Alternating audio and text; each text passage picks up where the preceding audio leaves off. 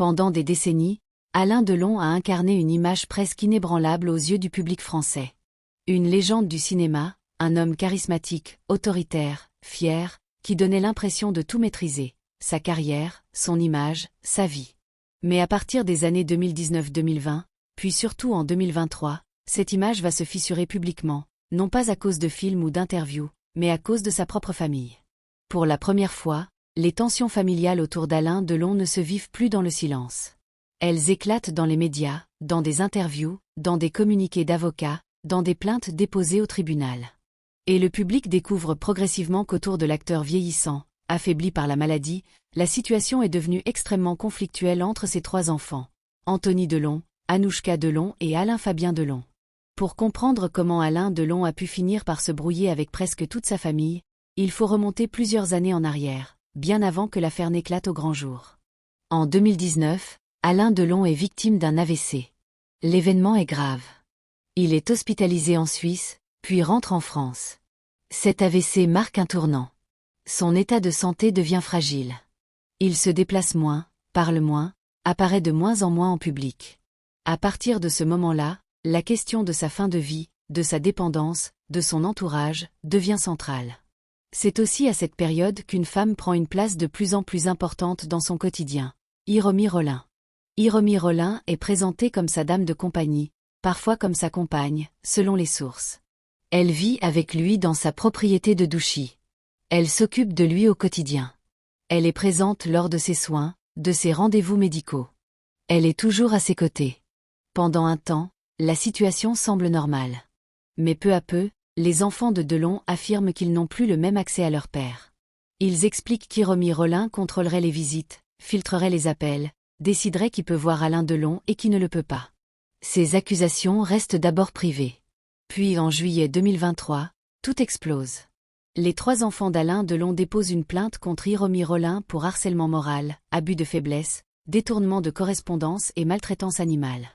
Ils l'accusent d'isoler leur père, de manipuler son entourage, et de créer un climat délétère autour de lui. Hiromi Rollin, de son côté, se défend vigoureusement. Elle affirme qu'elle a toujours pris soin d'Alain Delon, qu'elle vivait avec lui depuis des années, et que les enfants cherchent simplement à l'écarter. L'affaire devient immédiatement médiatique. Pour la première fois, les désaccords autour d'Alain Delon sortent de la sphère privée et se retrouvent à la une des journaux. Mais ce n'est que le début. Très vite, le conflit ne concerne plus seulement Hiromi Rollin. Il oppose désormais les enfants entre eux. Anthony Delon donne une interview explosive dans Paris Match en janvier 2024. Il y explique que son père est affaibli, qu'il ne va pas bien, qu'il ne veut pas subir d'acharnement thérapeutique. Il affirme que certaines décisions médicales importantes ne lui ont pas été communiquées. Ces déclarations provoquent la colère d'Anouchka Delon. Elle accuse Anthony d'exposer publiquement leur père, de violer son intimité, de créer un scandale inutile. Elle affirme qu'elle, au contraire, protège la dignité d'Alain Delon. Alain Fabien Delon prend également la parole sur les réseaux sociaux. Il publie des messages très durs, laissant entendre que la situation autour de leur père est bien plus grave que ce que le public imagine. Le conflit devient fraternel. Les accusations fusent. Les avocats entrent en scène. Le public assiste, presque en direct, à une famille qui se déchire autour d'un père affaibli. Anthony Delon reproche à sa sœur Anouchka de vouloir emmener leur père en Suisse, où elle réside, ce qui faciliterait selon lui des décisions liées à la fin de vie, puisque la législation suisse est différente de la française. Il affirme vouloir que son père reste en France. Anouchka nie toute intention cachée. Elle explique qu'elle agit uniquement pour le bien de son père. Alain Fabien, lui, diffuse même des enregistrements audio dans lesquels on entend Alain Delon affaibli, ce qui choque profondément l'opinion publique. Ce qui frappe les observateurs, c'est que ces conflits ne sont plus dissimulés. Ils sont rendus publics par les enfants eux-mêmes. Et à travers ces déclarations, on comprend qu'Alain Delon, autrefois si autoritaire, si maître de son image, semble désormais dépassé par la situation. Plusieurs proches évoquent un homme fatigué, qui ne comprend pas toujours ce qui se passe autour de lui, et qui souffre de voir ses enfants se déchirer. Ce brouillage familial ne date pas uniquement de l'affaire Hiromi Rollin. Des tensions existaient déjà depuis longtemps entre les enfants, liées à leurs histoires personnelles, à leurs relations différentes avec leur père, et à la manière dont Alain Delon a géré sa vie familiale. Anthony Delon, l'aîné, a souvent parlé d'une relation difficile avec son père, faite d'admiration mais aussi de distance. Alain Delon n'a jamais été un père démonstratif. Il était exigeant, dur, parfois absent. Anthony l'a raconté dans plusieurs livres et interviews.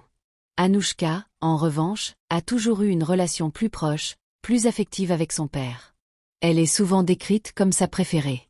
Cette proximité a longtemps créé des tensions implicites avec ses frères.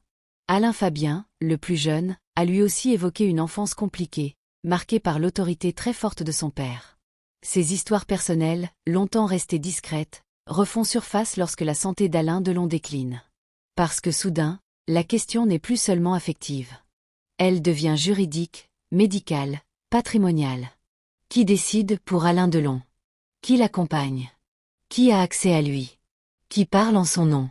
Et c'est à ce moment-là que l'image d'une famille unie autour d'un patriarche s'effondre complètement. Les interviews d'Anthony Delon sont particulièrement révélatrices. Il y parle d'un père affaibli, d'un climat tendu, d'un sentiment d'urgence. Il dit vouloir protéger son père, mais ses paroles sont perçues par Anouchka comme une trahison publique. Le conflit prend une dimension nationale, car Alain Delon n'est pas un homme ordinaire. C'est une icône du cinéma français. Voir sa fin de vie entourée de querelles familiales choque énormément de Français. Et plus les enfants parlent, plus le fossé semble se creuser. Ce qui ressort de cette période, c'est qu'Alain Delon, qui a toujours voulu contrôler son image, se retrouve malgré lui au centre d'un feuilleton médiatique familial qu'il ne maîtrise plus. À partir de 2019, quelque chose change dans la manière dont le public perçoit Alain Delon. Il n'est plus seulement l'acteur mythique. Il devient un homme âgé, fragile, dont la fin de vie commence à se jouer sous les yeux de tout le monde. Cette année-là, il est victime d'un AVC. Un accident vasculaire cérébral qui le laisse affaibli, diminué, dépendant. À partir de ce moment, la question qui ne se pose plus seulement en privé mais en coulisses devient: qui s'occupe vraiment de lui? Et surtout, qui décide pour lui? Car Alain Delon a toujours été un homme de contrôle. Toute sa vie, il a dirigé, imposé, tranché. Mais après l'AVC, ce pouvoir glisse lentement de ses mains. Et c'est là que les tensions familiales, longtemps latentes, commencent à prendre une forme beaucoup plus visible. Pendant des années, une femme vit auprès d'Alain Delon, presque dans l'ombre. Son nom, Hiromi Rollin. Présentée comme sa dame de compagnie, parfois comme sa compagne, parfois comme son assistante de vie, sa place reste floue pour le public, mais pas pour la famille. Hiromi est là au quotidien. Elle gère la maison de Douchy. Elle filtre les accès. Elle est présente dans l'intimité de Delon, dans ses habitudes, dans son quotidien. Et après l'AVC, son rôle devient central. Trop central, selon les enfants. Anthony, Anouchka et Alain Fabien estiment progressivement qu'elle exerce une influence anormale, qu'elle isole leur père, qu'elle contrôle l'information, qu'elle décide qui peut le voir et qui ne le peut pas. Mais pendant longtemps, tout cela reste en coulisses. Jusqu'en 2023. En juillet 2023, les 3 enfants d'Alain Delon portent plainte contre Hiromi Rollin.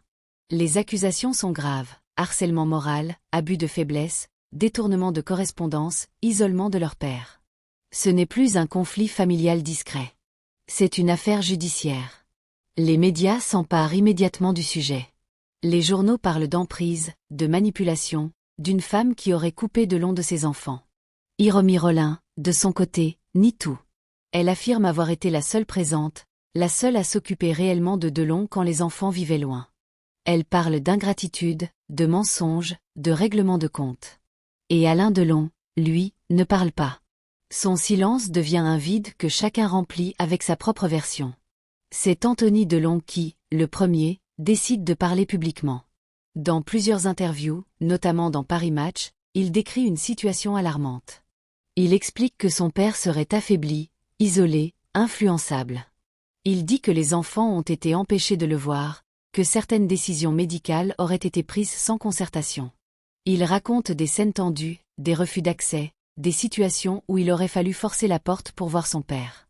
Ces déclarations choquent, car elles dessinent l'image d'une légende du cinéma français, vieillissante, vulnérable, entourée de conflits, presque prisonnière de sa propre maison.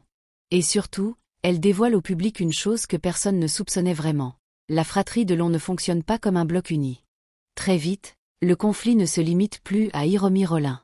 Il devient un conflit entre les enfants eux-mêmes. Anouchka Delon, la fille, celle qu'Alain Delon a toujours présentée comme sa préférée, prend position. Mais pas du côté d'Anthony. Elle défend une autre version.